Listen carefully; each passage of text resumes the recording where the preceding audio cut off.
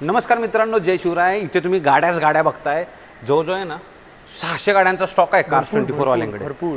माझ्यासोबत आहे Ajinkya, is the founder of Truck Talks आणि ऑटोमोबाईल क्षेत्रातील एक विश्वसनीय नाव अजिंक्य आहे आणि खूप नॉलेज असलेला माणूस आपल्यासोबत आहे। अजिंक्य, यार मोठा क्वेश्चन आहे। यूज्ड कार मार्केट बूम होते, पण त्याच्यामध्ये लोक गाड्या पटापट विकतायत। मी बघतो लेटेस्ट गाड्या पण यार विकल्या जातात।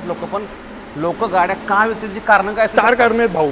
4 कारण माझ्या अभ्यासामुळे मधनं सांगतो मी तुम्हाला। पहिलं कारण कंटाळा येणे, मी गाडीला बोर झालो, मी विकतो, मी आज नवीन गाडी घेतो।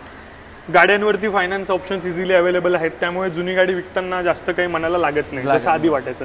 Second reason, decision failure. बरोबर, की मी लोकांचं ऐकून ही गाडी घेतली, सो अँड सो गाडी घेतली, पण ती काही कारणास्तव मार्केटमध्ये फेल झाली किंवा तिच्या सर्व्हिसला मी कंटाळलो किंवा काही XYZ रिझन असतील। सेकंड रिझन ते। थर्ड रिझन आहे SUV ट्रेंड। हा सर्वात मोठा ट्रेंड आहे इंडियाचा। तुम्ही बघू शकता रस्त्यावर पण आपल्याला SUV दिसतात 70% झाला। आणि जसं मला तुम्ही विचाराल, मी सेडन्सचा खूप मोठा फॅन आहे।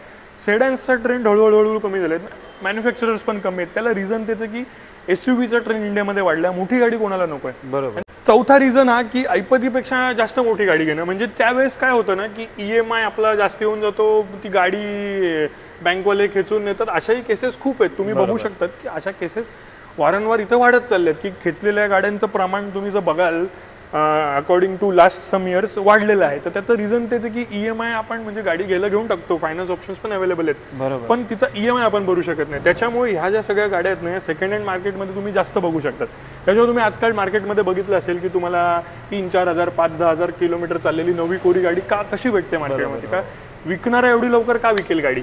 पहिलं रिझन ते। अजून एक महत्त्वाचं, तुम्ही कारण तर 4 सांगितली मोठी, त्याचं मला सांगा आता सोल्युशन काय याच्यावर? गाडी घ्यावी कशी? सोल्युशन हेच आहे, गाडी घेताना फर्स्ट अँड फॉरमोस्ट फक्त स्वतःच्या मनाला विचारा, लोकांचं ऐकू नका। सेकंड, तुमची रिक्वायरमेंट बघा, तुमच्या घरची पार्किंग कशी आहे, त्या हिशोबाने गाडी घ्या। थर्ड रिझन आहे की जर तुम्ही 5 लोकांसाठी विथ ऑब्व्हियसली 5 लोक जर गाडी ट्रॅव्हल करणार आहेत तर विथ लगेच ट्रॅव्हल करतील। तर जर तुम्ही 5 लोकांसाठी प्लस लगेच गाडी बघत आहात तर तुम्ही त्या हिशोबाने तुमचं डिसिजन घ्या। असं नाही की मला 5% ट्रॅव्हल करायची मोठी एकदम फॉर्च्युनर स्कॉर्पिओ, तसं नाही। तर हा जो डिसिजन आहे ना, खूप इम्पॉर्टंट डिसिजन असतो, कारण तुमच्या मेहनतीचा पैसा या गोष्टीमध्ये लागणार आहे। या सगळ्या गोष्टींचा विचार करूनच तुम्ही जी ती गाडी घ्या, मग ती कुठली असो, नवीन असो, प्रिओन्ड असो, काही असो। बरोबर, भाऊंनी एक्झॅक्ट आन्सर सांगितलेले आहे, कारण आणि त्याचे सोल्युशन्स। मला असं वाटतं तुमची रिक्वायरमेंट जाणून घेऊनच गाडी सिलेक्ट करा, तुमचा डिसिजन चुकीचा राहणार नाही, कधीच चुकीचा। अजिंक्य भाऊ धन्यवाद। थँक्यू। अशाच इन्फॉर्मेटिव्ह कंटेंटसाठी आपल्या पेजला फॉलो करा, ट्रक टॉक्स पेजला पण फॉलो करायला विसरू नका।